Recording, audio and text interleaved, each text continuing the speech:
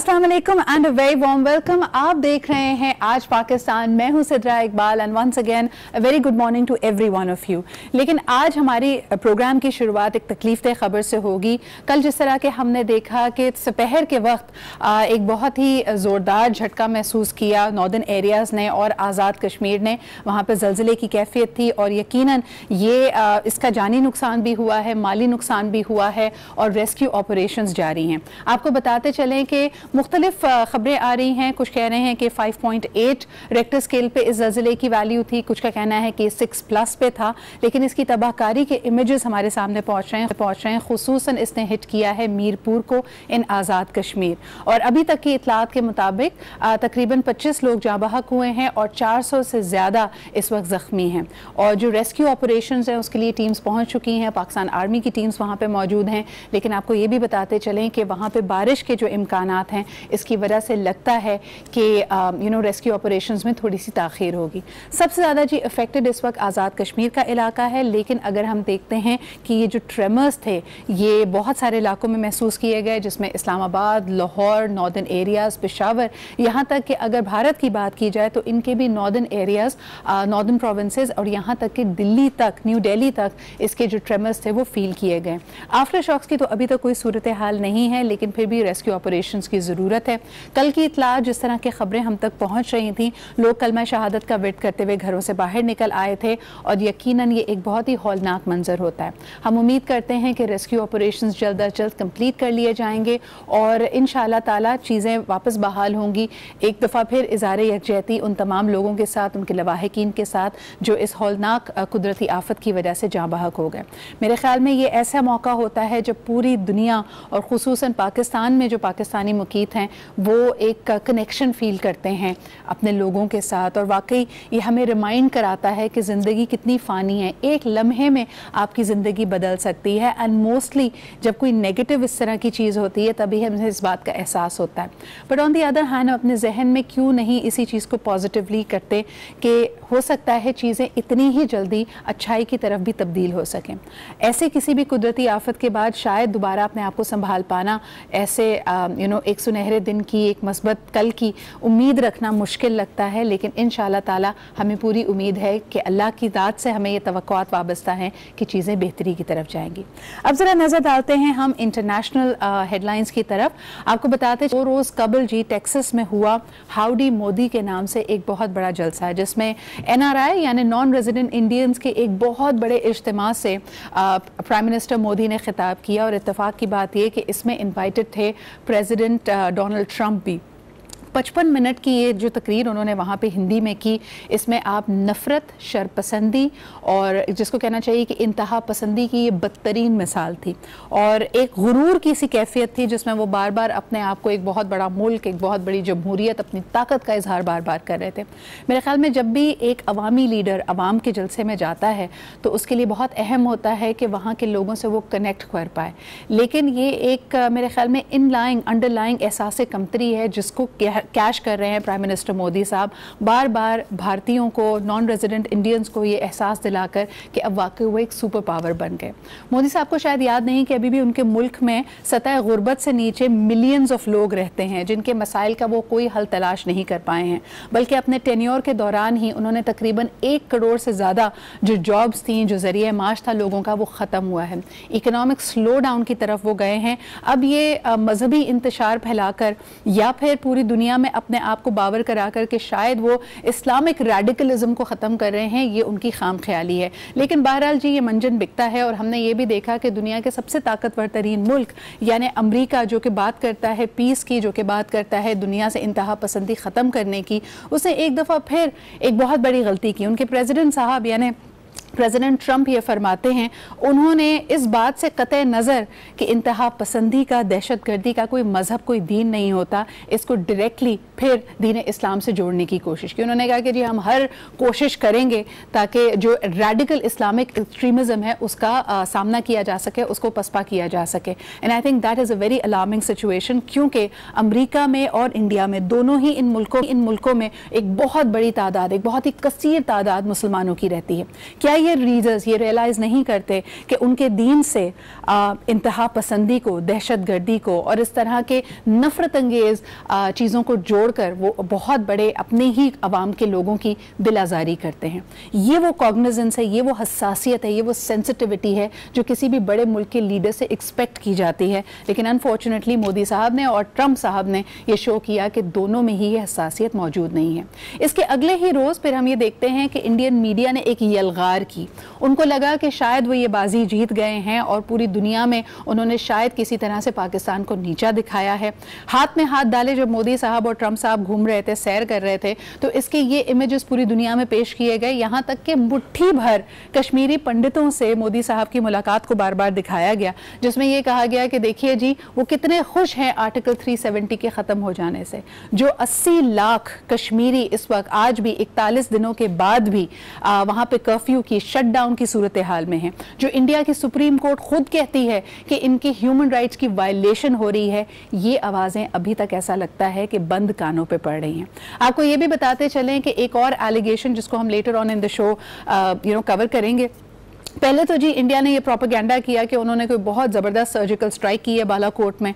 हमने आपको दिखाया ही था, पूरी दुनिया ने ये नज़ारा देखा कि चंद दरख्त और एक कव्वे के अलावा वो कुछ भी ना मार पाए। उनकी इंटेलिजेंस गलत थी। It was a complete failure on part of the Indian intelligence, the Indian air force and the Indian forces. और अब एक नया वतीरा, उनका कहना है कि जी पहले उन्होंने पता नहीं कितने 200-400 लोगों को, मिलिटेंट्स को ख़त्म किया, वहाँ पर ट्रेनिंग कैंप को उन्होंने अटैक किया। और अब उनका मानना ये है, जो कि मुझे लगता है कि it is going to be, it is probably a very apologetic, a very defensive, response to having a big force इन कश्मीर, जो उनको समझ नहीं आ रहा कि अब इसको वापस बुलाएं तो कैसे बुलाएं। जो लॉकडाउन उन्होंने किया हुआ, रेजिस्टेंस वहाँ से आ नहीं रही है, लोगों के हक खुद इरादियत को जो सल्ब कर रहे हैं, अब इस फौज को किस तरह हटाएं। तो कल जी इंडियन आर्मी चीफ ने इस बात का बुलंदोबांग दावा किया कि उनको लगता है कि 500 से ज़्यादा मिलिटेंट्स पाकिस्तानी सरजमीन से कश्मीर में, मकबूजा कश्मीर में जाने के लिए तैयार बैठे हैं। उनका इरादा ये है कि वहाँ पर जाके इंतशार फैलाएं, जिसको पूरी तरह से रद्द किया है पाकिस्तानी ISPR और पाकिस्तानी फोर्सेज ने। इसके बारे में हम मजीद बात करेंगे। लेकिन अब जी आपको ये भी बताते चलें कि प्राइम मिनिस्टर इमरान खान साहब ने पहले तो डोनाल्ड ट्रंप से मुलाकात की। वंस अगेन उन्होंने अपना पुराना राग अलापा। He was not apologetic for the radical Islamic statement that he is made. और दूसरी तरफ उन्होंने ये कहा कि जी वो एक सालिस की हैसियत से बीच में आना चाहेंगे। इंडिया इस बात को रद्द करता है। वो कहता है किसी थर्ड कंट्री मीडिएशन की ज़रूरत नहीं है। लेकिन फिर आपको बताते चलें कि अक़वाम मुत्तहिदा की जनरल असम्बली में इन्होंने बहुत सारे वर्ल्ड लीडर्स से मुलाकात की। खुसूसन यहाँ पर बात करना चाहेंगे टर्किश लीडर अर्दोगान साहब की। उनसे जब मुलाकात हुई तो वंस अगेन ये बात बाबर कराई गई कि पाकिस्तान के लिए जंग एक ऑप्शन नहीं है, लेकिन वो पूरी उम्मीद है कि जंग के अलावा हर पॉलिटिकल, हर डिप्लोमेटिक सोल्यूशन को पाकिस्तान एक्सप्लोर करेगा और इंशाअल्लाह ताला कश्मीरियों की आवाज़ बनकर दुनिया भर में इसको उनको एक रिकग्निशन दिलाएगा। तो ये थी जी दुनिया भर की खबरें, लेकिन ये पॉलिसी मेकिंग और पॉलिटिक्स के हवाले से थी। बड़े अहम इजलास हो रहे हैं, देखना है कि चीज़ें किस करवट बैठती हैं। लेकिन फिर भी सबसे बड़ी उम्मीद जो इस वक्त प्राइम मिनिस्टर मोदी और प्राइम मिनिस्टर ट्रंप से दुनिया लगाती है, और इसी बात पे शायद उनको तारीख याद भी करेगी कि इन्होंने कितनी हसासियत और कितनी सेंसिटिविटी का मुजाहरा किया towards a big population of their own countries जहाँ पे मुसलमान बसते हैं। इस्लाम को, दीन इस्लाम को इंतहा पसंदी से, नफ़रत अंगेज़ी से, शर पसंदी बहुत बड़ी गलती है इनकी। लेकिन बढ़ते हैं जी interesting stories from around the world पे, फिर वापस आएंगे और प्रोग्राम को आगे बढ़ाएंगे। मिनिएचर। और देखिए दुनिया में जहां बहुत कुछ हो रहा है, जंग की तैयारियां हो रही हैं, नफरत अंगेजी की बात हो रही है, लोग अपने अपने शौक और अपने पैशंस को आगे लेके बढ़ रहे हैं। आफ्टर ऑल जीत उन्हीं की होगी जो अपनी ज़िंदगी को they actually spend it as the best expression. यानी अल्लाह ताला ने भी तो आपके लिए ख्वाब देखा है, आपको जो सलाहियतें दी हैं, ये कोई हादसा तो नहीं, ये कोई एक्सीडेंट तो नहीं। इसका आपकी ज़िंदगी में हर चीज़ का घटना, हर एक शख्स से जिससे आपकी मुलाकात होती है, जिसका आपका ज़िंदगी में टकराव हो जाता है, वो कोई ना कोई किरदार अदा करता है आपकी जिंदगी में। और ऐसा ही एक बहुत ही इंटरेस्टिंग नेटवर्किंग इवेंट होने जा रहा है, जो कि हम देख सकते हैं कि खैबर पख्तूनख्वा के IT बोर्ड की काविशें हैं। 2014 से होने वाला ये कंपटीशन, ये समिट, एक तरह इस समिट के बारे में आपको बताती चलूं कि ये बेस्ट आइडियाज़ को, टेक्नोलॉजी बेस्ड आइडियाज़ को अट्रैक्ट करता है, एक हब बन जाता है जिसमें फॉरेन इन्वेस्टर्स, फॉरेन आइडिया को समझने वाले लोग, innovators, hubs, people who can fund you are invited to KP और साथ साथ पूरे पाकिस्तान से और खुसूसन केपी से जिन यंगस्टर्स के पास ज़बरदस्त आइडियाज़ हैं वो लेके यहाँ पे पहुँचते हैं। आई एम वेरी एक्साइटेड कि 2014 से होने वाला हर साल डिजिटल यूथ समिट इस दफ़ा भी इस कमिंग वीकेंड में पेशावर में मुनक्किद किया जा रहा है and I am very excited to be their host and their moderator for the event. आपको बताते चलें कि 27 सितंबर से लेके 29 सितंबर तक ही केपी में होगा। अगर आपने रजिस्टर नहीं किया, स्टूडेंट्स के लिए भी इसमें गुंजाइश है, जो ज़बरदस्त आइडियाज़ लोग रखते हैं वो भी होंगे और बड़ी बड़ी IT companies of the world की बात की जाए। इसके अलावा हम बात करें फेसबुक की, they are all going to be there. So let me show you a little teaser. ये शोरील है जी, इतने सालों में जो हमने देखा है जो ज़बरदस्त गहमा गहमी होती है पेशावर में। Let's give you a peak of the digital youth summit 2019।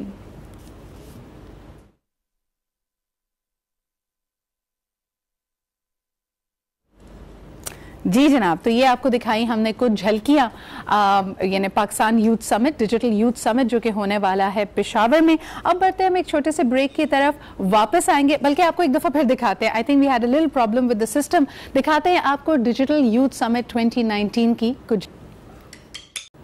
Ji, Pakistan's premier tech conference happening in Peshawar from the 27th to the 29th of September। बताते चलें कि पिछले सालों को अगर गिना जाए तो 7,000 से ज़्यादा इंडिविजुअल इसमें अटेंडेंस रही है। दुनिया भर से यहाँ पे जो माहिरीन है वो पहुँचते हैं और आपको गाइड करते हैं। इसके अलावा ideas, startups, firms which are already operating in Pakistan, great ideas way you can collaborate, all that is happening in Peshawar. अगर आपका ताल्लुक IT की फील्ड से, अगर आपके पास एक ज़बरदस्त आइडिया है, ज़रूर पहुँचें। और अगर आप नहीं पहुंच पा रहे पेशावर तो आपको बताते चले कि आप इस सारी कॉन्वर्जेशन को, इस डिस्कोर्स को फॉलो कर सकते हैं ऑन सोशल मीडिया #DYS19 या फिर #KPDYS से। आप मेरे अकाउंट्स को भी फॉलो कर सकते हैं, डिटेल्स आपके सामने हैं on Instagram as well as on Facebook, जो मैं आपके लिए लाइव वहां से अपडेट्स लेके आऊंगी। जो ज़बरदस्त आइडियाज़, जो गुर की बातें वहां पे शेयर की जा रही हैं वो आप तक पहुंचाएंगे। एक दफ़ा फिर आपको बताते चलें कि KP के बोर्ड और वर्ल्ड बैंक की शराकत से ये डिजिटल यूथ समिट मुनक्किद किया जा रहा है। Once again the biggest, the most premier of technical conferences in Pakistan. इसी के साथ लेते हैं जी हम एक छोटा सा break. We'll be right back, keep watching Aaj Pakistan.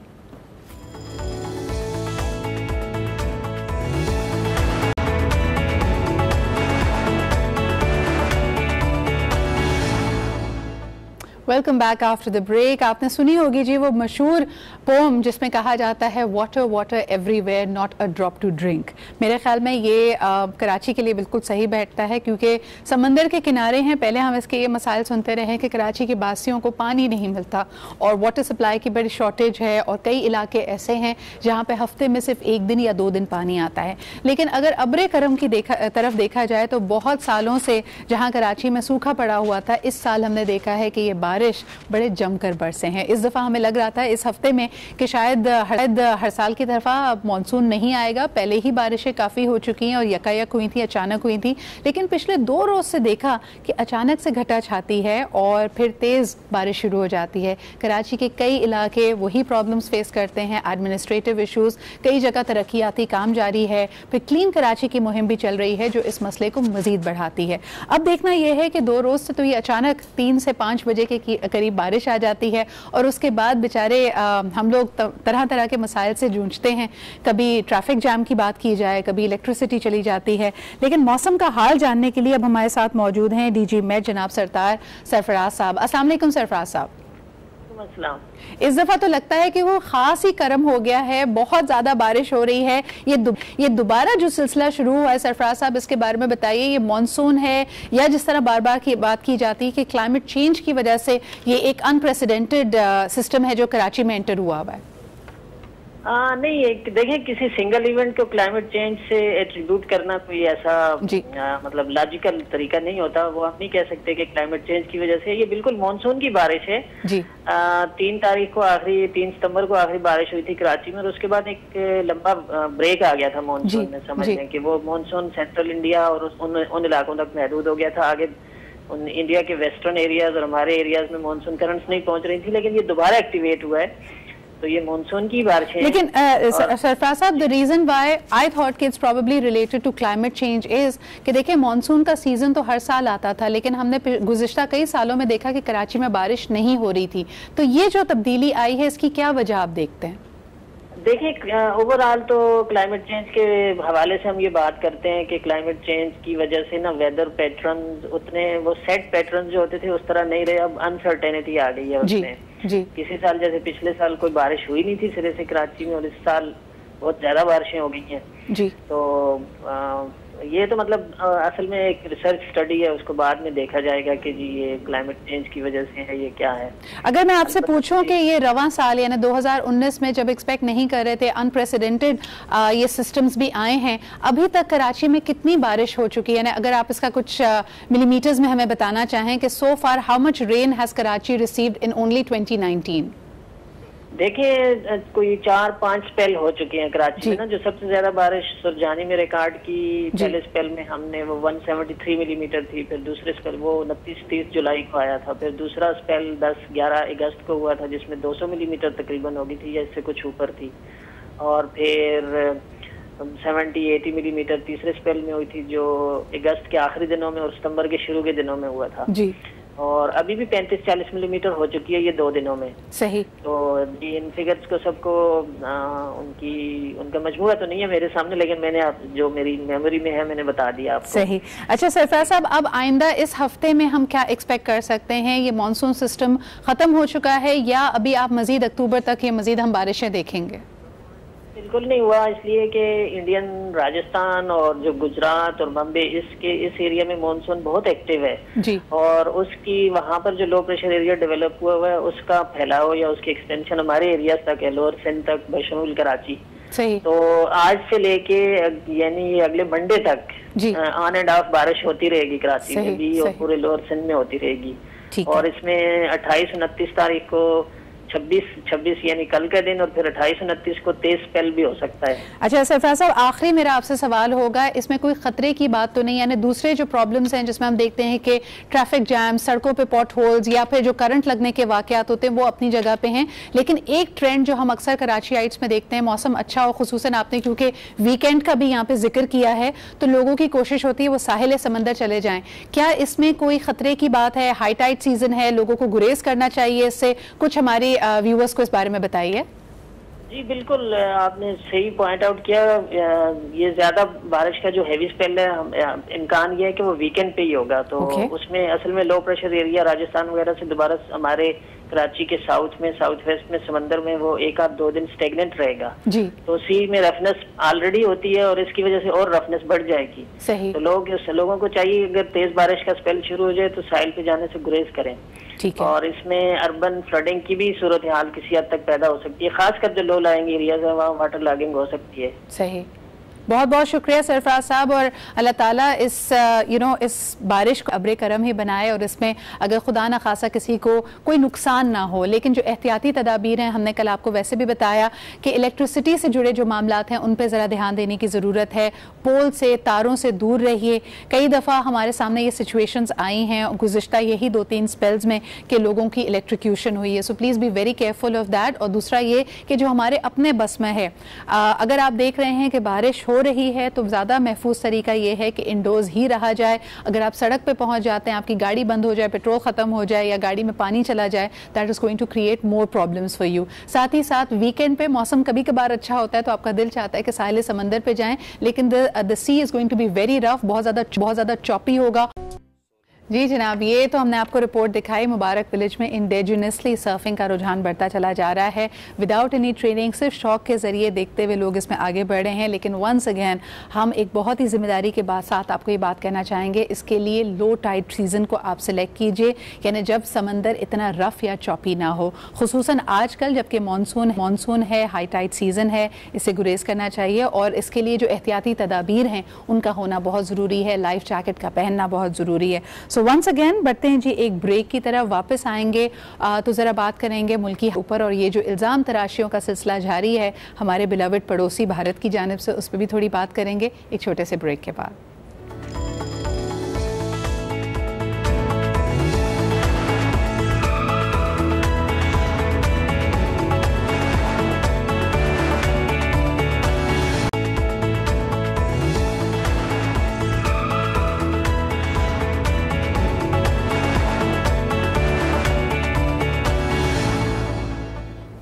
And welcome back जी। प्रोग्राम की शुरुआत में आपको बताया था कि propaganda, false news, fake news पुराना वतीरा है जी हमारे दुश्मन का। और ख़ास तौर पे इस दफ़ा हाल ही में होने वाले एयरफोर्स शो में भी हमने आपको बताया कि बहुत सारी चीज़ों के हवाले से वो क़यास आराइयाँ दुनिया भर में फैला रहे हैं। सबसे पहले जो उनका अपना एक दावा था कि बालाकोट में उन्होंने कोई सर्जिकल स्ट्राइक की है, 500 मिलिटेंट्स का एक ट्रेनिंग कैंप बर्बाद किया है, वो अभी तक उसके हम शवाहिद ढूंढ रहे हैं, कोई शवाहिद नहीं हमें मिले। चंद दरख्त और एक कौवा हमें मिला था जो हमने मीडिया के लिए ओपन कर दिया। और यहाँ तक भी कहा गया कि जो असलाह वो पीछे छोड़ के गए, यानी अगर हम सिर्फ बात करें जो एयरफोर्स स्ट्राइक हुई थी उसके बाद वंस अगेन अभिनंदन के हवाले से भी जो फॉल्स न्यूज़ दुनिया भर में फैलाई गई थी कि शायद वो बॉम्बिंग कर रहे थे, उनके मिसाइल्स उन्होंने किया और अटैक के दौरान वो कैप्चर हुए और तभी उनको एक हेरोइक मेडल भी दिया गया है। इन तमाम चीज़ों को सिवाय झूठ के पलंदे के हम और कुछ नहीं कह सकते। अब जी एक नया पलंदा सामने आया है, जनरल बिपिन रावत जो कि आर्मी चीफ हैं इंडिया के। उनका कहना यह है कि बालाकोट में तो उन्होंने ट्रेनिंग कैंप बर्बाद कर दिया, लेकिन पाकिस्तान में एक बहुत बड़ी फैक्ट्री है जी मिलिटेंट्स की और 500 मिलिटेंट्स इस वक्त तैयार बैठे हैं कि वो ऑक्यूपाइड कश्मीर को यानी मकबूजा कश्मीर में वहाँ पे इन्फिल्ट्रेट करें और वहाँ पे कोई टेररिज्म की, एक्सट्रीमिज्म की कार्रवाई करें। इस बात पे गुफ्तगू करने के लिए हमारे साथ मौजूद हैं ब्रिगेडियर गजनफर साहब, दिफाई तज्जियाकार हैं। अस्सलाम वालेकुम गजनफर साहब। बहुत बहुत शुक्रिया हमारे साथ मौजूद होने का। हंसी आती है जी इस तरह की क्लेम्स आती हैं, बातें आती हैं। कल भी पुरजोर प्रोपेगेंडा हो रहा था हाउडी मोदी के बाद। तो सबसे पहले तो ये बताइए कि इस स्टेटमेंट को आप किस तनाजुर में देख रहे हैं जिसकी तरदीद पाकिस्तान आर्मी और ISPR की तरफ से भी आ चुकी है? मैं अपनी इंडियन आर्मी चीफ के बारे में क्या कहूँ, इसलिए कि जो कुछ उसके उनकी अपने अखबारात जी और जो कुछ उनके अपने रिसर्च के अदारे जो कह रहे हैं, मैं उसको बेस बना के कोई चीज आपको कैटेगोरिकली बता सकता हूँ जी। और एक है ऑब्जर्वर रिसर्च फाउंडेशन जो इंडियन रिसर्च फाउंडेशन है, और एक हिंदुस्तान टाइम्स का एक आर्टिकल छपा है जिसमें उन्होंने बड़ा वाज़ेह अल्फाज में लिखा है। और ये बात थी जो हिंदुस्तान टाइम्स का आर्टिकल था वो कोई आया था बिपिन रावत की रिटायरमेंट से कोई एक महीना पहले, और ये ऑब्जर्वर रिसर्च फाउंडेशन का आर्टिकल अब आया है और उन्होंने लिखा है कि बिपिन रावत को आदत है पॉलिटिकल स्टेटमेंट देने की, सही, क्योंकि वो अपने आप को अलाइन करना चाहता है भारत की जो दहशतगर्द किस्म की लीडरशिप है नरेंद्र मोदी और जो उसके कमाश्ते हैं उनके सूरत में। तो वो अपना वो रिटायरमेंट से पहले के आर्टिकल में लिखा था कि अपना पॉलिटिकल कैरियर सिक्योर कर रहा है ताकि रिटायरमेंट के बाद ये सियासत में जा वो रेलेवेंट रह सके, पॉलिटिकली रेलेवेंट रह सके, पॉलिटिकली रेलेवेंट रह सके। गजनफर साहब आपसे ये सवाल करना चाहूंगी कि कल यूनाइटेड नेशंस जनरल असेंबली की मुलाकातों में, मीटिंग्स में जब एक प्रेस ब्रीफिंग हुई जहां पे हम देखते हैं कि प्रेसिडेंट अर्दोगान भी मौजूद थे, prime minister of Pakistan Imran Khan साहब ने बड़ा कैटेगोरिकली कहा कि we are not going to attack India, war के अलावा तमाम डिप्लोमेटिक पॉलिटिकल सॉल्यूशंस को हम एक्सप्लोर करेंगे। क्या आपको लगता है कि इंडिया की ये इस तरह की स्टेटमेंट्स और इस तरह की बयानबाजी पाकिस्तान को किसी तरह की जंगी सूरत हाल में एंगेज करने के लिए है? पाकिस्तान को इंडिया का इस वक्त जो कश्मीर के हिसाब से और इंडिया के हिसाब से अगर आप उसको ऑपरेशनली देखें और उसको स्ट्रेटेजिकली देखें तो इंडियन आर्मी इस पोजीशन में नहीं है कि वो पाकिस्तान के ऊपर कोई जंग वाली सिचुएशन इम्पोज कर सके। लिमिटेड एरिया में ऑपरेशन करना उनका एक डिजायर रही है, उनकी एक ख्वाहिश रही है और माजी में भी रही है। और पाकिस्तान ने उसी ख्वाहिश के मुकाबले में सिर्फ अपनी जो टैक्टिक्स है या अपनी जो पॉलिसी, अपनी जो ऑपरेशनल स्ट्रेटेजी है उसको तब्दील किया है मुख्तलिफ। उनकी जैसे कोल्ड स्टार डॉक्ट्रिन थी तो पाकिस्तान ने भी अपनी स्ट्रेटेजी उसी हिसाब से तरतीब दी कि आपने short range nuclear weapon, short range tactical weapon जो थे वो डेवलप किए। अब इस मौके पे पाकिस्तान के खिलाफ बयान देना और पाकिस्तान ने जिस रेस्ट्रेंट का मुजाहरा किया ये पहली दफा नहीं है। आप इंदिरा गांधी के कत्ल से, जब इंदिरा गांधी कत्ल हुई थी तो मुझे याद है वॉज इन दी आर्मी, तो हम अपनी बैटल लोकेशन में बैठे हुए थे कि इंदिरा गांधी कत्ल हो गई, जंग खत्म हो गई। उसके बाद राजीव गांधी का जब चक्कर हुआ, आपको याद है वो फेमस क्रिकेट डिप्लोमेसी, उस वक्त भी हम अपनी ऑपरेशनल एरिया में बैठे होते और जंग के लिए तैयार थे। फिर परवेज मुशर्रफ के जमाने में ये सिचुएशन डबल हुई जब भारत ने अपने देहात खाली करा लिए, उस वक्त भी पाकिस्तान ने बड़े रेस्ट्रेंट का मुजाहरा किया, बड़ी कैलकुलेटेड मूव्स की उस जमाने में इंडियन ब्रिगेडियर साहब, आपकी कतई कलामी की माफी चाहूंगी, यकीनन ये तारीख के दरीचों में दर्ज हैं ये बातें। मुझे ये बताइए कि प्राइम मिनिस्टर मोदी को आप कैसे देखते हैं? बिकॉज एक तो उनके ऊपर इल्जाम लगता है, एंड राइटली सो, कि उन्होंने बिल्कुल शक्ल और हुलिया बदल दिया है भारतीय माशरे का, जहां पे रेडिकलाइजेशन आ गई है, नफरत अंगेजी शामिल हो गई है, सेक्युलरिज्म खत्म हो गया है।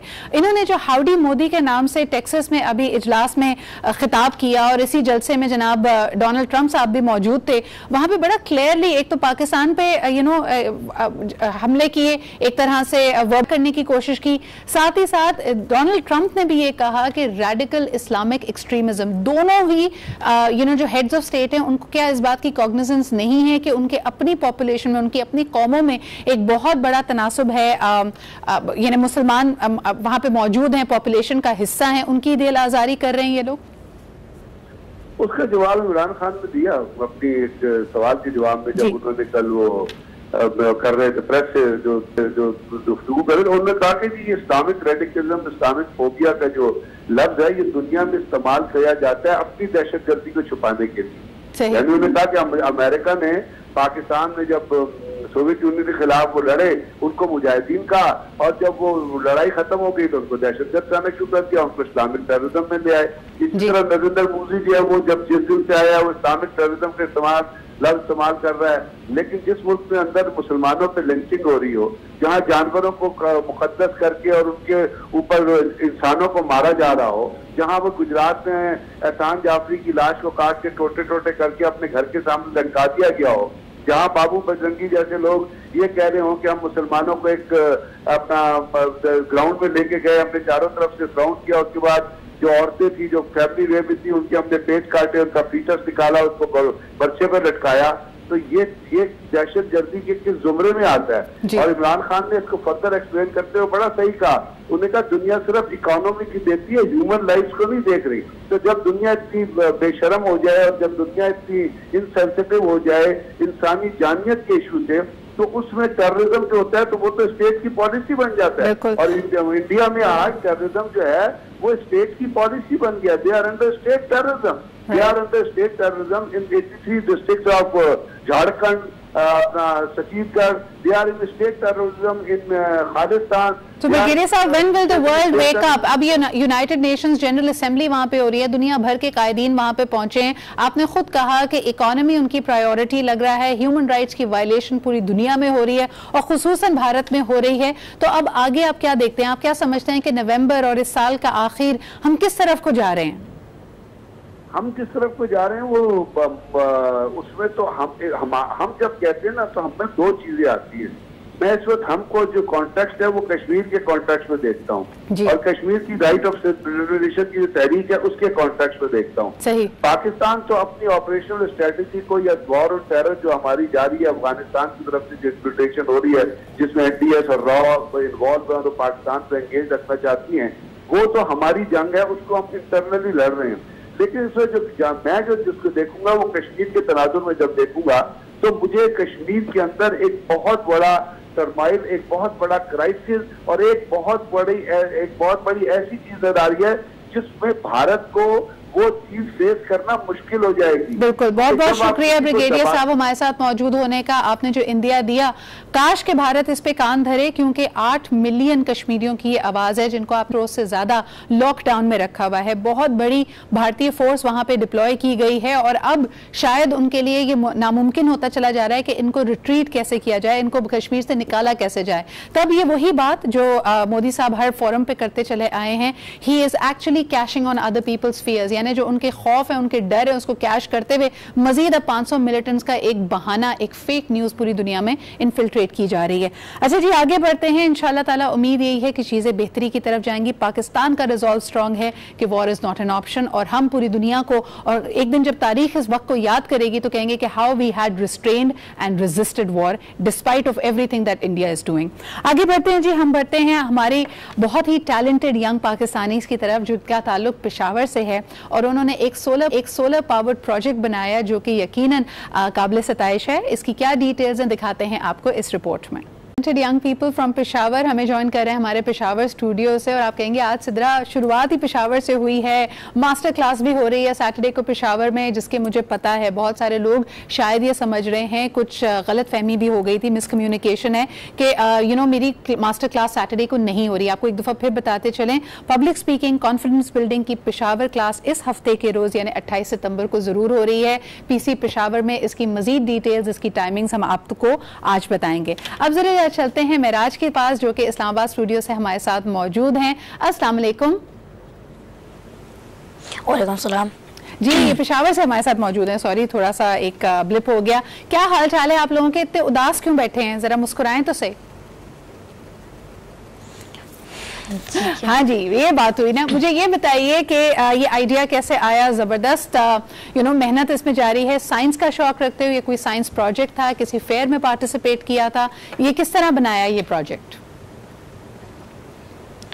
जी, ये मेरे टीचर ने, हबीब गुल साहब ने मुझे आइडिया दिया। उसके बाद हमने घर में जो फजूल चीज़ें थे वो हमने उठाकर उससे ये आइडिया सोचा और फिर बनाया। मेरे ख्याल में आपकी ऑडियो हम तक नहीं पहुंच पा रही है, थोड़ा सा मसला है।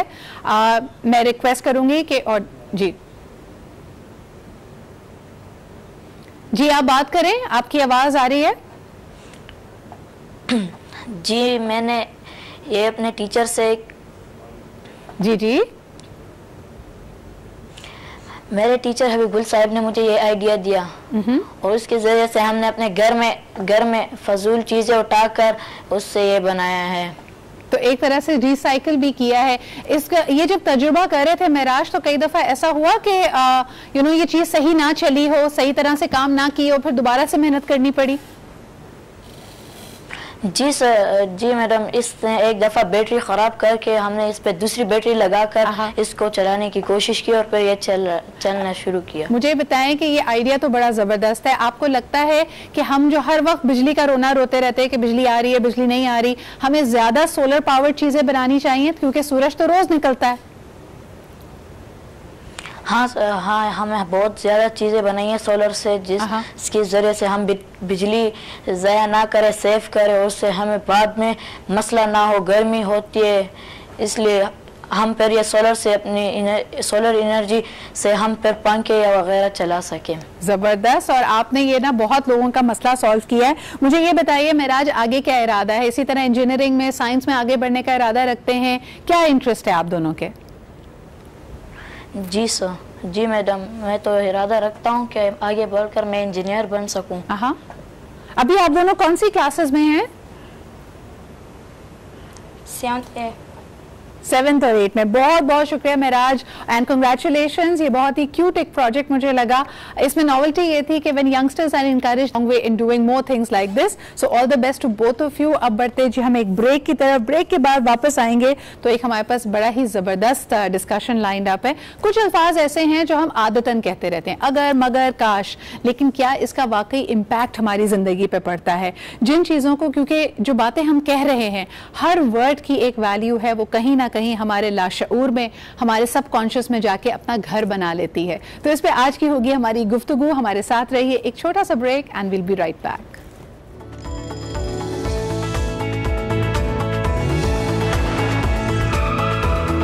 अक्सर हम अपने ऊपर पाबंदियां लगाते हैं। अब इसमें सारी पाबंदियां बुरी नहीं हैं। कई चीज़ें, यही पाबंदियां, यही बाउंड्रीज आपको इंसान बनाती हैं, इस माशरे का हिस्सा बनाती हैं। हम इन चीज़ों को इनहेरिट करते हैं, लेकिन कहीं ना कहीं इन 3 अल्फाज की वजह से हम बहुत सारे अपने ख्वाबों को पीछे छोड़ देते हैं, उनको तोड़ देते हैं, अपनी फुल फोर्स को, अपनी एनर्जी को वहाँ तक बढ़ाते नहीं हैं, क्योंकि हमें लगता है कि इन रिवायतों को, इन रिवाज को हमें फॉलो करना है, हमने इनहेरिट करना है। अब ये एक बड़ी इंटरेस्टिंग डिबेट है, क्योंकि हमारे यहाँ पिछली जनरेशन्स को अगर देखा जाए, उन्होंने तो जी सर झुकाकर फरमाबरदारी में बहुत सारी चीज़ों को कबूल किया, लेकर चले, मानते भी चले गए। आज 2019 में हम एक क्लैश देखते हैं। इस क्लैश का मैंने पहले भी जिक्र किया था जब हमारे प्रोग्राम में मिसेस खान आई कि जी उनकी कही हुई बात जो कि वायरल हो गई वो गलत नहीं थी, लेकिन शायद उनका अंदाज, उनका तर्ज, उनका सोचने का रवैया वो आज की सोच से बहुत मुख्तलिफ हो गया है। तो हम 2 धारों में बटे हुए हैं और अलग अलग जा रहे हैं। क्या इनका कभी संगम होगा? कभी ये आपस में मिलकर बैठेंगे, एक दूसरे को समझेंगे? That is the key question. आज की जनरेशन अगर मगर काश पे बिलीव नहीं करती, वो चीज़ें तोड़ देती है, चीज़ों को पीछे छोड़ देती है, आगे बढ़ जाती है। तभी हम देखते हैं कि रिश्ते, घर, सिचुएशन संभल नहीं पा रही, लोग नौकरी बड़ी जल्दी छोड़ देते हैं, शादियां खत्म हो जाती हैं, घर बिक जाते हैं। So we are going to talk about all of that. आप भी हमें कॉल करके बताइए कि कहाँ अगर मगर काश पॉजिटिव है और कहाँ नेगेटिव। आज जो हमारे पैनलिस्ट हैं उनसे आपकी मुलाकात कराते हैं। जबरदस्त पैनल है, जब भी आते हैं जी 4 चांद लग जाते हैं हमारे शो को, बिकॉज गर्मा गर्म गुफ्तगू करते हैं ये सारे के सारे लोग, और जहाँ दीदा हैं समझते हैं, इंसाइट भी इनके पास बहुत है। So let me introduce them to you. हमारे पास जी मौजूद है नबील कोलू। बहुत बहुत शुक्रिया नबील यहाँ मौजूद होने का। आपकी आंख हमेशा एक लाल क्यों होती है? आपने तो खून उतरा हुआ होता है आपकी नजरों में। अगर ये प्रोग्राम शाम में होता अच्छा जी, हम आपको जूस पिलाते हैं, उसके बाद कॉफी पिलाते हैं, ये जो खून उतरा हुआ है अगर मगर काश का, इसको जरा सेटल करते हैं। एंड वन एंड ओनली हमारे साथ मौजूद है डॉक्टर बिल्कीस, वेलनेस से, हर्बोलॉजी से और मुख्तलिफ तरीकों से अपने आप को हील करने का इनके पास लाइफ हैक्स मौजूद होते हैं, मशवरे मौजूद होते हैं। और आज जबरदस्त बात यह है कि जो हम कहते हैं ना दिल के चक्रा का कलर हरा रंग, मैंने भी पहना है, इन्होंने भी पहना है। बहुत बहुत शुक्रिया, दिल खोल के बातें करेंगे है ना जी। बहुत बहुत शुक्रिया डॉक्टर बिल्कीस हमारे साथ मौजूद होने का। And last but definitely not the least, another person, हमारे ही कबीले से, हमारे ही इनका ताल्लुक भी हमारे ट्राइब से है, यानी mind scientist. She has been involve with the Aura wellness spiritual centre which is, and she is there as a trainee. इनसे भी जानेंगे कि माइंड साइंसेस और माइंडफुलनेस क्या कहती है। अनम अली हमारे साथ मौजूद है। Thank you Anam for being here. Thank you so much. Anam, आपसे अगर गुफ्तगू का आगाज करूं, अगर मगर काश, किसी सिचुएशन में ये पॉजिटिव हो सकते हैं या होते हैं? अच्छा, सबसे पहले तो मैं ये बताऊं कि क्योंकि मेरा ताल्लुक माइंड साइंसेस से है और माइंड साइंसेस में हमारा पूरा एक सब्जेक्ट है which we call power of words या इफेक्टिव कम्युनिकेशन, जो हम खुद भी पढ़ते हैं और हम बताते भी हैं, जिसमें मैं सिर्फ एक छोटी सी चीज़ बताऊंगी लोगों को और शायद वो समझ आ जाए। हमारी जो पूरी कम्युनिकेशन होती है उसमें हम उसको ऐसे डिफाइन करते हैं कि हमारे जो वर्ड्स होते हैं वो सिर्फ 7% इम्पॉर्टेंट होते हैं। फिर आती है हमारी टोन जो कि होती है 38% इम्पॉर्टेंट। उसके बाद आती है हमारी बॉडी लैंग्वेज जो कि होती है 55%। ना होता क्या है, जब ये तीनों चीज़ें मिलती हैं तो बेसिकली इंसान जो है वो अल्लाह सुब्हानहू व तआला ने इतनी ज़बरदस्त मखलूक बनाई है कि हम चलता फिरता एक कम्युनिकेटर हैं। बताने का मतलब ये था कि जब हम कोई भी वर्ड बोलते हैं ऑटोमेटिकली वैसे ही हमारी टोन बनती है, देन उसके बाद हमारी बॉडी लैंग्वेज वैसे ही होती है और ब्रेन की जो फंक्शनिंग है, जैसे हम कहते हैं कि ब्रेन की पॉजिटिव कंडीशनिंग, वो ऐसे ही होती है जब हम वर्ड्स का चुनाव अच्छा करते हैं। सही। तो यानी कहने का मकसद ये हुआ कि आप आवाज़ बुलंद किसी से बात करते हुए अगर मगर काश ना भी बोले, लेकिन अगर आपके जहन में ये ख्याल चल रहा है, it is already making changes in your body. आपकी शक्ल सूरत में फर्क आएगा आपकी। बल्कि कल मैंने एक बड़ी जबरदस्त चीज पढ़ी, उसका बारे में हम बात करते हैं। It is called the biggest nerve जो कि आपकी स्पाइन में रन करती है, it is called the vagus nerve. ये आपकी आपकी नेक से लेके आपके स्पाइन के एंड तक रन करती है और ये सबसे ज्यादा कम्युनिकेशन, यानी अभी आपने उसका जिक्र किया, बॉडी कम्युनिकेशन में काम करती है। क्या आपको पता है कि जब आप नाराज हैं, जब आप घबराए हुए हैं, जब आप उदास हैं, तो आपकी बॉडी में जो बहुत सारे फंक्शंस होते हैं, मिसाल के तौर पे आपकी डाइजेशन वो स्लो हो जाती है। तो जब आप खामोशी लेके आते हैं ना, जरा ये अगर मगर काश वाली गुफ्तगू अपने जहन में करना बंद कर दें, तो वेगस नर्व पूरे जिस्म से इंफॉर्मेशन जहन तक लेके जाती है कि ऑल इज वेल, अब जरा सुकून से काम करें। तो ये बड़ा एक इंटरनल मामला है, लेकिन उसकी डिटेल में नहीं जाएंगे। डॉक्टर बिल्कीस, आप क्या कहेंगी अगर मगर काश? ये हम पहले सुनते हैं, पाबंदी है, क्या है आपकी नज़र में? देखिए, जहाँ तक माइंड साइंसेस का है कि पॉजिटिविटी के लिए ये वर्ड्स नहीं बोलना, लेकिन मैं नहीं समझती कि कोई भी ऐसा शख्स होगा जिसकी ज़िंदगी में ये 3 अल्फाज ना हो। बिल्कुल। अगर भी है, काश भी है, मगर भी है। इसी तरह ज़िंदगी चलती है और बहुत सारे काश लोगों की ज़िंदगी में होते हैं, लेकिन जिस नर्व्स की आपने बात की, जिस वेन की आपने बात की है, अगर जैसे हम डिप्रेशन वगैरह में जाते हैं वो दब जाती है और अगर हम अच्छा सोचते हैं तो वो अवेक होती है, प्लेजर हार्मोन्स रिलीज करती है। और अगर मगर काश तो होते हैं जिंदगी में, मैंने वो करती। आप बिल्कुल सही कह रही हैं कि होते हैं। अब इसको जरा समझ लेते हैं ना। देखिए, अगर और मगर, इन 2 लफ्जों को अगर मैं लेके चलती हूँ तो मुझे ऐसा लगता है the first thing that comes to mind, आप मुझे बेहतर बताएंगे नबील, इट्स लाइक अ शर्त, इट्स अ कंडीशन।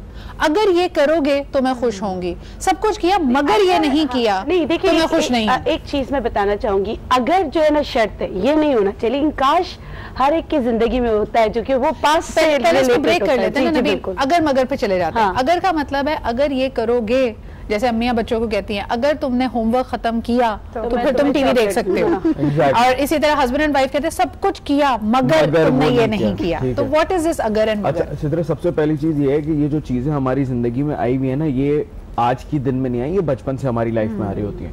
अच्छा अगर मगर तो ये नेसेसरी कंपोनेंट बन गया, सही है। Our mind is basically channelled in a way कि वो सोचता रहता है चीजों के बारे में। अब जब वो सोचता है ना और शुरू से पॉजिटिव चीजें नहीं ले रहा तो अगर भी नेगेटिव बन जाता है मगर भी नेगेटिव बन जाता है। बंदा भले सामने वाला पॉजिटिव वे में बात कर रहा हो आपसे कि यार वहां देख लेना, अगर वो नहीं हो तो कहीं और चले आना, यार इसने मुझे ये बोला होगा कि शायद ये मुझे भेजना ही नहीं चाहता वहां पर। So that's basically our mind, and that cannot be done in a day or two. That needs a continuous practice. कि आप चीजों को पॉजिटिवली लेना है अपना। हर चीज में आपने पॉजिटिव एलिमेंट्स पिक आउट करेंगे ना, तो ये जो अगर है और ये जो मगर है, ये सारे डाउट्स को साइड पे रख के आपके जहन में वो बातें बताएगा कि ठीक है अगर वो बंदा यहाँ पर नहीं मिलता तो वहां पर मुझे जाना है। तो इसमें पॉजिटिव कॉनोटेशन ये कि काम हो जाए। अगर जिनका ताल्लुक जो देखने वाले हमारे हैं कंप्यूटर कोडिंग से हो, इफ यस इफ नो, यानी जब आप कंप्यूटर को प्रोग्राम कर रहे होते तो उसको कमांड्स दिए जाते हैं, अगर ऐसा हो तो ऐसा कर लेना, अगर ऐसा नहीं हो तो ऐसा कर लेना।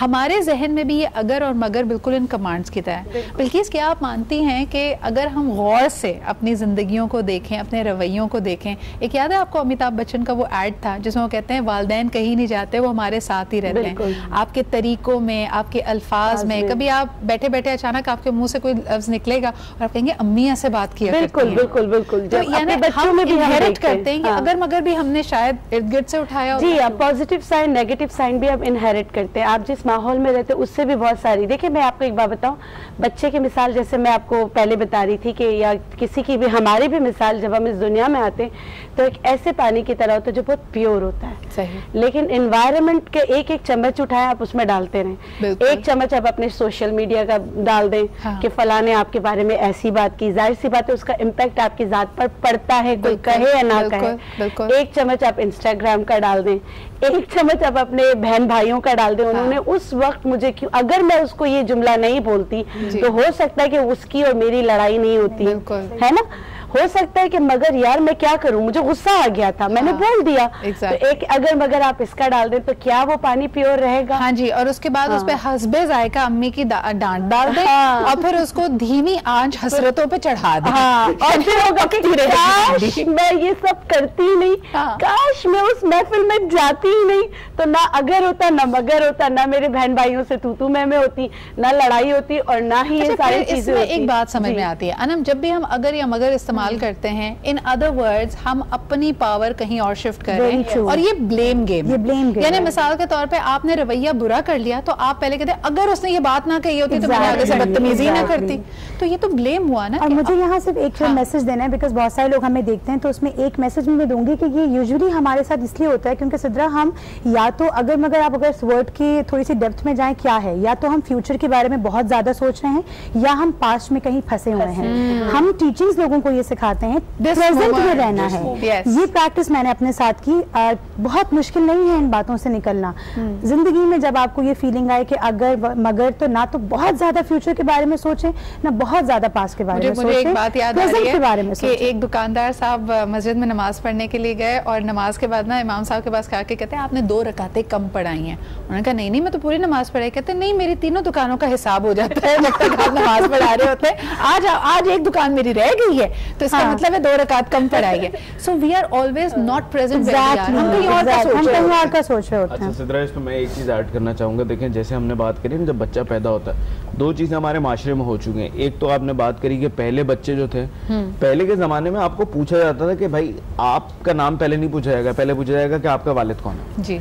That was the time of feudalism, सही है, and now it's the time of modernism. आप इसकी निस्बत हो क्या है? अच्छा अब जो है ना, जब बच्चा पैदा हो रहा है तो वो अपनी आइडेंटिटी खुद क्रिएट कर रहा है। अच्छा अभी हमारी ऑफ द सेट बात हो रही थी कि we are a social animal, सही है। So there is a one major difference between an animal and a social animal, सही है। एनिमल जो होता है ना, एक शेर का बच्चा पैदा होगा तो वो 90% वही बनेगा जो उसका प्रेसिडेंट था, सही है। अगर वो 10% अच्छा खाए पिए तो वो वैसा ही बन जाएगा जैसा पुराना वाला शेर था, सही। Human body is completely different. We are just 10% of who we had to be. Now 90% of us has to be nurtured, 90% हम वो बनते हैं जो हालात और माशरे हमारे साथ होते हैं। क्या आपको बताऊं, इस पर मुझे एक बड़ा इंटरेस्टिंग फैक्ट याद आया। कल मैं कहीं पढ़ रही थी, डीएनए की बात की जाती है, DNA is a very funny thing. तो उन्होंने कहा कि जी जब हमने एक्चुअली डीएनए को खोल के देखा तो इंसान का और एक बनाना का 70% डीएनए एक ही है। तो अब आप कितने ज्यादा अवेयर हैं और अपने आप को कितना आगे लेके जाना चाहते हैं ये आपके ऊपर है, वरना आप में और एक सब्जी और एक फल में ज्यादा फर्क नहीं है। अच्छा जी, वेजिटेबल जिंदगी में नहीं बनना। एक कॉलर हमारे साथ है, उनसे बात कर लेते हैं। हेलो जी, अस्सलाम वालेकुम। वालेकुम सलाम, कैसी हैं प्यारी सी सिद्रा? बिल्कुल ठीक ठाक, थैंक यू सो मच। कौन बात कर रही हैं और कहाँ से? मैं आयशा बोल रही हूँ मुल्तान से, और बहुत जबरदस्त शो लेकर आती हैं हमारे लिए और इतना प्यारा बोलती हैं। बहुत शुक्रिया जी। मैंने फर्स्ट टाइम आपको कॉल किया है और आपकी फर्स्ट कॉल है आज हमारे प्रोग्राम में। जी बिल्कुल। और जो है बस आपकी बातें सुनती हूँ मैं रोजाना, बहुत अच्छी बातें और बहुत अच्छे टॉपिक लेकर आती हैं। Thank you so much. आज भी जो है अगर मगर की बात हो रही है जी। तो लेकिन ये है कि इंसान को ना अगर मगर की बजाय कोशिश करते रहना चाहिए, अपना हिस्सा डालते रहना चाहिए, अल्लाह ताला जरूर कामयाब करता है। और इसी सिलसिले में कहना चाहूंगी कि ख्वाहिश से नहीं गिरते फल झोली में, वक्त की शाख को मेरे दोस्त हिलाना होगा, कुछ नहीं होगा अंधेरों को बुरा कहने से, अपने हिस्से का दिया खुद ही जलाना। सुभान अल्लाह, जबरदस्त, thank you so much for sharing that. Ayesha ji, एक छोटा सा सवाल आपसे भी करना चाहूंगी। लोग अक्सर ये भी कहते हैं कि अगर आपने किसी से कोई सवाल किया या किसी से उम्मीद की कि वो कोई फैसला करेगा और वो शख्स अगर मगर कर रहा हो तो वो बेसिकली वो ना ही होता है क्योंकि वो आपको टालना चाह रहा है। क्या आप इस बात पे यकीन रखती हैं? जी मैं बिल्कुल यही कहना चाहूंगी कि अगर कोई इस तरह कर रहा होता है तो वो टाल ही रहा होता है, टाल रहा होता है ना। तब हमें समझ जाना चाहिए बजाय इसके कि हम उसकी अगर मगर की वजह से अपने काश में चले जाएं। बहुत बहुत शुक्रिया हमारे साथ होने का। ये बड़ा इंपॉर्टेंट एक पॉइंट है और ये जब आप समझ ही गए होंगे ये कहाँ पे आता है। कोई कह रहा है कि जी अम्मी क्यों नहीं आ रही तुम्हारे हमारे घर में, अगर मगर अभी करता हूँ फिर वो काश बन जाता है। इस पर हम बात करेंगे एक छोटे से ब्रेक के बाद।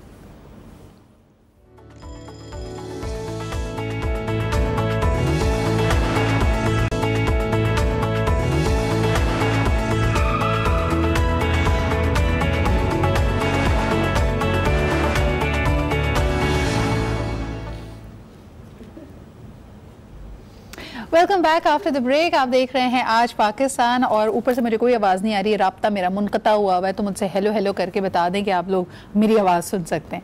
जी, प्रोग्राम को आगे बढ़ाते हैं। हम बात कर रहे थे कि अगर मगर जब ज़्यादा किया जाए तो इसका मतलब है टाल मटोल हो रही है, और इस टाल मटोल की वजह से आप दूसरे के जज्बात से कभी खेल सकते हैं, उनका वक्त ज़ाया कर सकते हैं।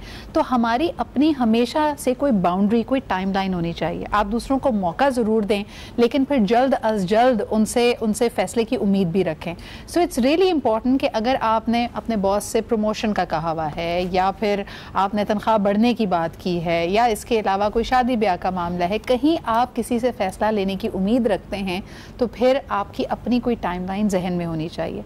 वरना अक्सर अनम इसका मतलब है अगर मगर ज़्यादा हो तो टाला जा रहा है। बिल्कुल। और मुझे लगता है जो भी हम ब्रेक में भी बात कर रहे थे कि हमारी एक्सपेक्टेशंस भी इसीलिए ज़्यादा बढ़ती हैं क्योंकि हम अगर मगर में लोगों को बिना वजह समहाउ कहीं ना कहीं उनको भी फंसा रहे होते हैं, और खुद भी मुझे लगता है कि अपने आप को भी दिलासे दे रहे होते हैं, परेशान कर रहे होते हैं। एक चीज सिद्रा मैं यहाँ कहूंगी, लोगों को ये बताऊंगी, जैसे अभी मैंने बात की थी, हम प्रेजेंट मोमेंट में नहीं रहते हैं। अगर एक आम आदमी जो टेलीविजन पे इस वक्त आपको देख रहा है वो समझ ले कि मैं और आप चाहे कम बात करते हो चाहे ज़्यादा बात करते हो, साइंस हमें ये बताती है कि एक आम आदमी 93% अपने आप से बात करता है, जो हमारी सेल्फ टॉक होती है। अगर हम सिर्फ उसी को देख लें, जैसे हम कहते हैं सेल्फ अकाउंटेबिलिटी है क्या, चेक करें ज़रा आज के शो के बाद कि मैं 93% अपने आप से जो बात कर रही हूँ या कर रहा हूँ उसमें कितने अगर हैं, कितने मगर हैं, कितने काश हैं, क्या मैं माजी में ही हूँ या क्या मैं बहुत ज़्यादा फ्यूचर के बारे में सोच रहा हूँ, but what about my present, मैं प्रेजेंट में इस वक्त कहाँ हूँ। मेरा बाज़ दफ़ा ऐसा होता है सिद्रा कि हमारा जो अच्छा चेरिश करने वाला प्रेजेंट होता है ना, जिसको हम एंजॉय कर सकते हैं, उस मोमेंट को एंजॉय कर सकते हैं, ये अगर मगर काश, ये वर्ड्स उन मोमेंट की खुशियों को कहीं दूर ले जाते हैं। दो वर्ड्स हमारे लिए और इम्पोर्टेंट है, और मेरे ख्याल में अगर आप हीलिंग की तरफ जाना चाहते हैं, चीज़ों को बेहतर करना चाहते हैं, तो हम अक्सर बात करते हैं शुक्रगुजारी की कि आपके अंदर ग्रैटिट्यूड होना चाहिए। लेकिन ग्रैटिट्यूड के साथ साथ जो दूसरा पार्ट है जो कोई नहीं बताता लेकिन हम आपको बताएंगे, वो होता है जी आपका पर्सपेक्टिव, यानी नजरिया। एक चीज़ है आप सिर्फ शुक्रगुजारी कर रहे हैं कि ठीक है शुक्र है मेरे पास ये भी है, ये भी है, ये भी है। पर्सपेक्टिव आपका ये भी होना चाहिए कि मैं जहाँ हूँ वहाँ से आगे क्या चाह रहा हूँ। डॉक्टर बिल्किस, अक्सर अक्सर लोग ये कहते हैं, जो अभी भी इन्होंने हल्का सा जिक्र किया, कि हमारे रिग्रेट्स शायद इसलिए भी हैं कि हमने तवक्कुआत दूसरे से वाबस्ता कर ली। इंसान है, वही आपकी वाली बात, माशरे में रहते हैं तो ऐसा हो नहीं सकता कि आपकी एक्सपेक्टेशन दूसरों से ना हो। तो ये जो सारे कहते हैं कि अपनी एक्सपेक्टेशन ज़ीरो कर लो, आप खुश रहेंगे, ये कैसे करें?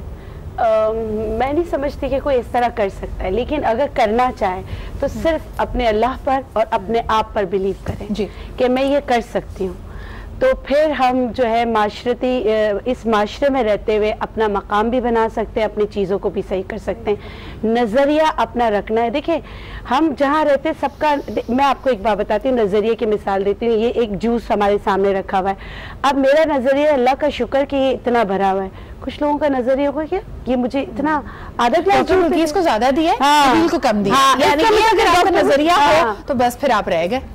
तो ये इंसान का अपना नेगेटिविटी, उसका अपना नजरिया है।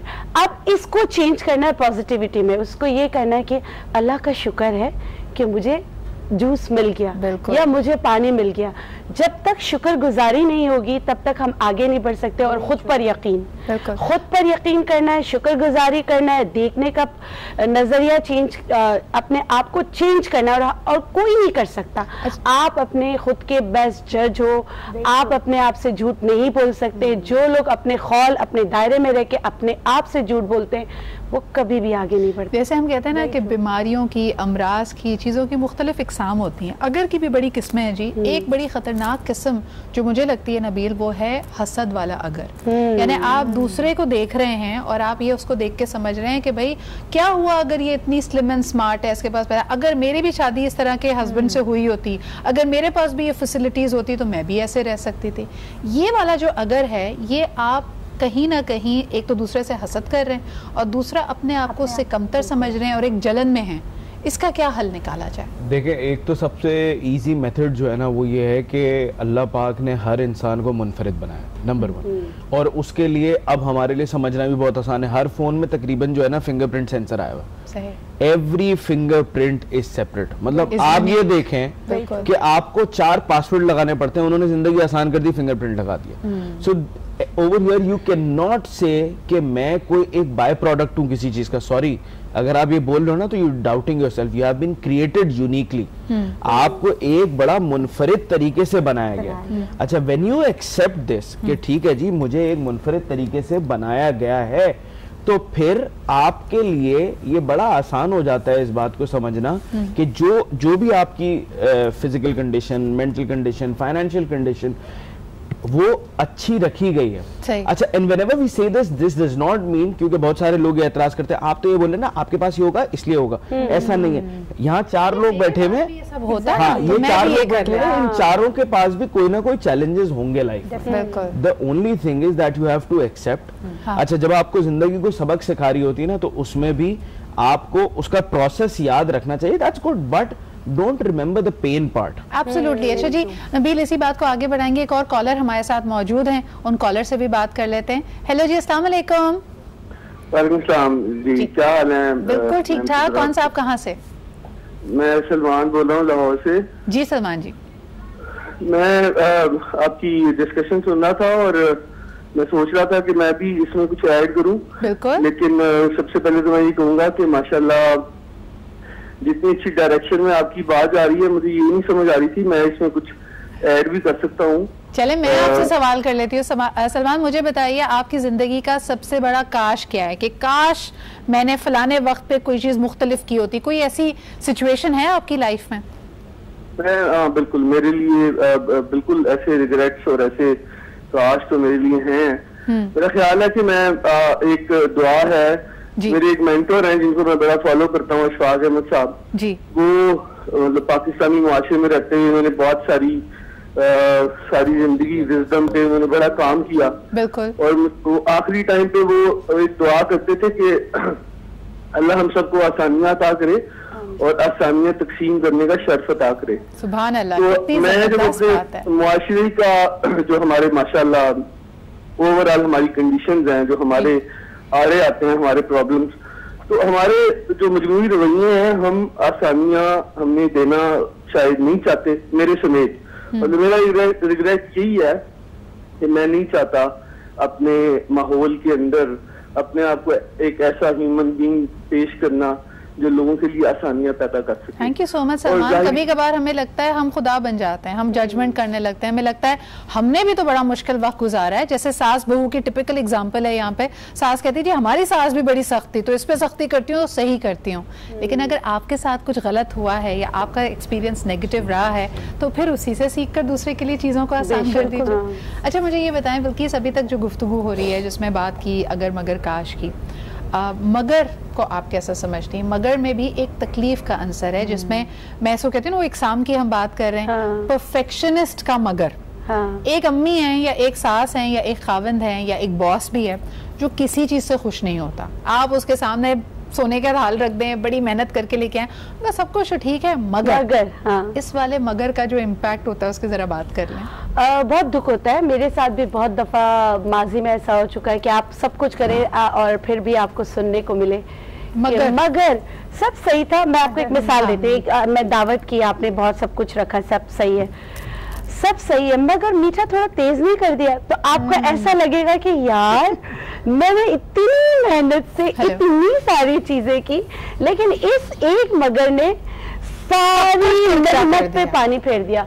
तो पहले मैं बड़ा रोती थी, मुझे बड़ा पेन होता था। मैं आप सच बोलती हूँ, मेरी आदत है कि मैंने अपनी जिंदगी से एक चीज निकाली हुई है कि गलत बात नहीं करूँ, तो मुझे बड़ा पेन होता था। लेकिन मैंने एक दिन खुद सोचा कि मैं उनको नहीं बदल सकती, मैं अपने आप को तो बदल सकती हूँ। फिर मैंने अपने आप को बदला, क्योंकि मैं ये समझती हूँ कि कांटा है वो आपको चुभेगा, फूल है आपको खुशबू देगा। अच्छा, लेकिन कुछ लोगों के इसके बाद एडवाइस दीजिए बल्कि इसके जब आपने कहा कि उनको तो नहीं बदल सकते, लेकिन आप क्या करते हैं? आपकी जो डिटाई एलिमेंट बढ़ जाता है कि कोई कुछ भी कह रहा है हमें फर्क नहीं पड़ रहा, हम बेहिस हो जाते हैं या हम अंदर से कड़वे हो जाते हैं? मैं आपको बताती हूँ मैंने अपने साथ क्या किया। मैंने अपने साथ ये किया कि मैं अपना 100% दूं और सामने से एक्सपेक्टेशन 0% रखूं। मैंने जो भी किया है अपने लिए किया है, अपने रिवायतों को देखते हुए किया है और जो मैं कर सकती हूँ वो मैंने किया है। और सामने वाला है वो अगर कांटा है तो वो चुभेगा, फूल है तो आपको खुशबू देगा। इसको पता है मजीद आगे इस तरह लेके चलते हैं कि जिस तरह कहा जाता है ना, अंग्रेजी में कहते हैं कि fill from a full cup when your cup run it over. कुछ लोग कहते हैं कि जी मेरा काम है सारे लोगों का ख्याल रखना, तो अपना जूस भी थोड़ा थोड़ा थोड़ा आपके पास एंड में खाली प्याला पड़ता है। लेकिन ऑन दी अदर हैंड आप अपने कप को फुल रखें, तब आप कोई भी काम अगर दूसरों के लिए करेंगी वो आप अपनी खुशी के लिए कर रही हैं। आप दावत कर रही हैं तो आप अपनी खुशी के लिए कर रही हैं, दूसरों की तारीफ वसूल करने के लिए। तारीफ आ जाए तो वो आइसिंग ऑन द केक है, वो आपके लिए बोनस पॉइंट है, बोनस है। लेकिन नहीं है तो पहले ऐसा, हाँ बिल्कुल, जैसे पहले ऐसा हो कि दावतें हो या किसी भी महफिल में, जैसे कपड़ों पर ही, कपड़े तो तुमने बहुत अच्छे पे मगर ये कलर तुम पे सूट नहीं, मगर हेयर स्टाइल अच्छा नहीं, मगर ये कलर सूट नहीं करता। तुम ब्लैक पहन लेती ना, तुम्हारा कलर ऐसे है तो ब्लैक अच्छा लगता, क्या जरूरत थी तुम्हें व्हाइट पहनने की? तो मैं बड़ी हर्ट होती थी कि यार ये क्या बात है। फिर मैंने देखा कि फिर मैंने उनको जैसे स्टडी किया, देखा तो मैंने देखा कि वो किसी के साथ भी पॉजिटिव नहीं है। गोल्डन जुमला मेरी फ्रेंड ने बोला है जी। एक दफा उनकी और उनके हस्बैंड की जरा तकरार हो रही थी और हस्बैंड साहब ये बताने की कोशिश कर रहे थे कि सास यानी उनकी वालदा मेरी फ्रेंड की किसी बात से खुश नहीं है। तो एंड में उन्होंने कहा कि जी वो तो अपनी औलाद से खुश नहीं है, तो उन्होंने मुझसे क्या खुश होना है। तो इवेंचुअली आपको जो ना आप इन चीजों को रियलाइज करने लगते हैं कि कुछ लोगों का मगर नहीं जा सकता, वो मगरमच्छ होते हैं बल्कि। तो आप काश में ना पड़े, महफिल में नहीं आती, क्यों नहीं जाती? लेकिन कोई टिप्स बताओ। मैं एक टिप बताना चाह रही थी, क्योंकि मैं ऑफ कोर्स मैं रेडियो भी करती हूँ, तो जब इस तरह की गुफ्तगू होती है तो अपने आप को रोकना बड़ा मुश्किल होता है। एक चीज मैं लोगों को यहाँ बताऊंगी, ये एक प्रैक्टिस समझ लेंगे, एक टेक्निक समझ लें, बहुत ईजी है। ये मैं अक्सर अप्लाई करती हूँ, बिकॉज जब हम बाहर निकलते हैं हमें इस तरह के बहुत लोग मिलते हैं जो आपको अगर मगर काश पकड़ पकड़ के आपको कहते हैं, आप उनको कुछ नहीं कर सकते। एक सिंपल सा फॉर्मूला है जो मुझे मेरे टीचर ने सिखाया था।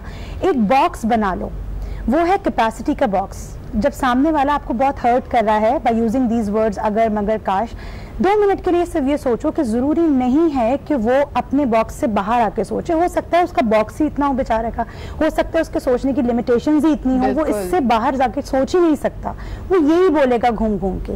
डिपेंड तुम पे करता है कि तुम आउट ऑफ द बॉक्स सोच रही हो नहीं सोच रही हो। तुम भी अगर उसी बॉक्स के साथ रिलेट कर रही हो तो तुम में और उसमें क्या फर्क है। तो this is a kind of a technique जो हम लोगों को बाकायदा सिखाते हैं। और इसकी एक मैनिफेस्टेशन ये है कि अगर आप बॉसेस की बात करें तो आप देखेंगे मगर वो लोग ज्यादा बोलते हैं जिनके पास अप्रूव करने की, हाँ करने की अथॉरिटी नहीं होती। और हम उसको दिल पे ले लेते हैं, कहते हैं हाय इसने मेरे काम में कीड़े निकाले। नहीं, वो तारीफ करके उसको अप्रूव करने की अथॉरिटी ही नहीं रखता था। मतलब अगर किसी कॉन्वर्सेशन में जाने से पहले हम सोच लें कि अब ये अपने बॉक्स के अंदर ही रह के बोलेगा, तो अगर वो अगर बोले, मगर बोले, नेगेटिव बोले, हम रिलैक्स रहेंगे, बिकॉज हमें पता है कि वो उससे आगे बेचारा तजावुज नहीं कर सकता। यानी उसकी अपनी लिमिटेशन है। एक कॉलर हमारे साथ है, फिर मैं नबील की तरफ आती हूँ। हेलो जी, अस्सलाम वालेकुम। अस्सलाम वालेकुम जी, आबिद रज़ा बात कर रहा हूँ कराची से। क्या हाल चाल है आबिद साहब आपके? जी दुआ दुआ जी, क्या कहना चाहेंगे? जी ये बड़ा लंबा मौजू है, आप बड़े अच्छे लंबे मौजूआत को 1 घंटे के प्रोग्राम में खत्म कर देते। हाँ जी, बस रोज वक्त कम, मुकाबला सख्त होता है हमारे पास। हाँ नहीं, तो मैं भी थोड़ा सा समराइज कर दूं अगर मगर और क्रैश को देखें। एक तो है ज़हनी सोच की, हाँ जी, क्लैरिटी जी, दूसरी है आपके दिल की क्लैरिटी, सही, और तीसरा है आपके एक्शंस का प्रॉम्प्ट होना। तो अगर आपके अमाल दुरुस्त to the point at the time है तो आपकी जिंदगी में कैश का लफ्ज कम होगा। सही। दूसरी बात यह कि अगर आप दूसरों से ऑनेस्ट हैं, सिंसियर हैं, तो आप अगर मगर नहीं करेंगे, आप उनको सीधी सीधी राह बताएंगे और उनको मेरे हिसाब से मतलब उर्दू का लफ्ज लटकाएंगे नहीं। सही। किसी भी मामले में उनको क्लियरली वो कहते हैं कि आप ना कर दें बजाय इसके कि आप उनको 2 महीने के बाद ना करें। बिल्कुल तो सही। फौरी जवाब दे दें ताकि उससे लोगों को। बहुत शुक्रिया आबिद साहब, I think this is a brilliant note that you have added. मुझे एक ब्रेक की तरफ बढ़ना पड़ रहा है, लेकिन ब्रेक से वापस आके नबील से पूछूंगी, जहां हमने अगर की किस्म बताई, अगर हसद वाला भी होता है, मगर परफेक्शनिस्ट वाला भी होता है, इनसिक्योरिटी वाला भी होता है। अब जरा काश की बात कर लेते हैं। काश में एक बहुत बड़ा एलिमेंट अपनी सोच पे दूसरे की सोच को मुसल्लत करने वाला भी होता है। यानी जैसे हमारे यहाँ निकाह किया जाता है तो किसी को अच्छाइयों बुराइयों के तमाम तर प्रेजेंट एंड फ्यूचर सर्कमस्टांसेस के साथ हम कहते हैं हम इसको कबूल कर रहे हैं, लेकिन ज़िंदगी की कई हकीकतों को जब हम कबूल नहीं कर पाते, जब हम उसके साथ लड़ते और जूझते रहते हैं, तब हमारे पास आता है ये ज़बरदस्त सा काश। इस पर बात करेंगे एक छोटे से ब्रेक के बाद।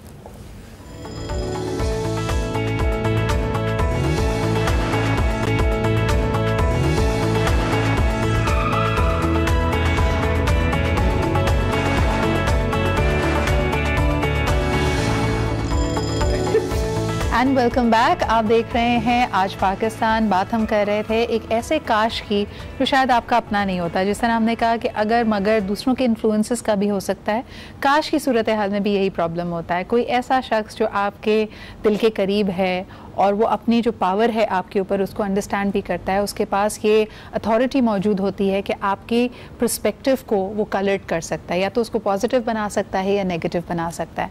अमूमन ऐसे रिश्ते जिनको हम कहते हैं ना टॉक्सिक रिलेशनशिप्स, अगर आपके ऑफिस का एनवायरनमेंट टॉक्सिक है, आपकी फैमिली मेम्बर्स में कोई ऐसा शख्स है जो आपके ऊपर एक गलबा डाल रहा है अपनी हसरतों का, देन थिंग्स बिकम डिफ़िकल्ट। मिसाल के तौर पे हस्बैंड एंड वाइफ में कोई नाचाकी हुई है और कोई भी दोनों में से एक शख्स दूसरे को बताने की कोशिश करे कि काश तुमने उस वक्त ये फैसला नहीं ऐसा किया होता।